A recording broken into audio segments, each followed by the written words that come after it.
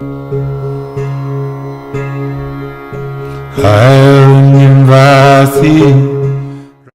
of course, part of my life, which still goes on, as it was when I first met Sri Ishran many, many years ago, is I'm a passionate peace worker and social change person, and I am desperate to help the world get through this terrific crisis that it's going through. And through the insights that I've been given through my meditation practice and through the love and the wisdom that Sri Ishran has shared with me and my fellow meditators, I think I've been able to see that no matter what goes on in the outside world, no matter how degenerate a society becomes, there is a core of purity in every one of us. And that core can never be damaged. It can be hidden, it can be covered over, it can be dysfunctional. You can forget that you have it, you can lose awareness of it, you can lose awareness of it in others, you can lose awareness of it in yourself. But it is there, and nothing can take it away.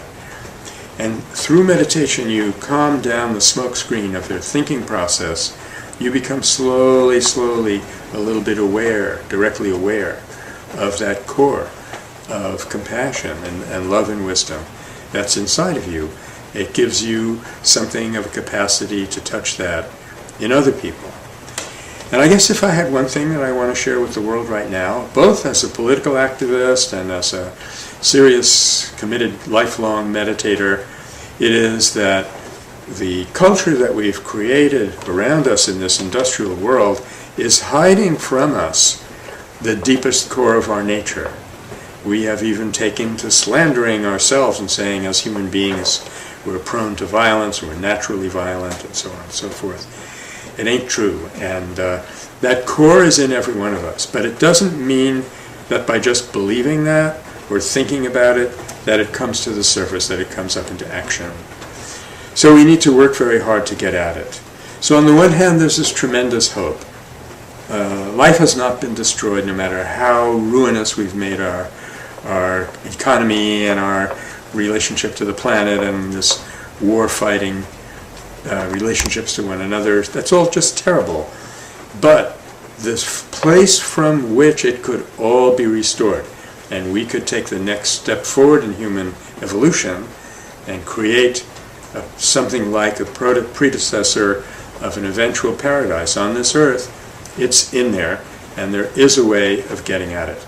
It is not easy, but by virtue of being a human being, this is something that Ishran told us over and over again, by virtue of being a human being, every one of us has this capacity to get at that core of beauty, of love, compassion, and wisdom in ourselves, and deliver its bounty to the outside world. Recently I've been meditating on the 6th chapter of the Bhagavad Gita in Sri Ishran's translation. And there's a part of it which says, now sometimes it's a little difficult to recite these passages with your eyes open and you're not meditating, because they've sunk to a kind of deeper level of my mind, but here goes, let me try. When meditation is mastered, the mind becomes unwavering, like the flame of a lamp in a windless place. In the still mind, in the depths of meditation, the self reveals itself. Beholding the self, by means of the self, an aspirant attains the peace and joy of complete fulfillment.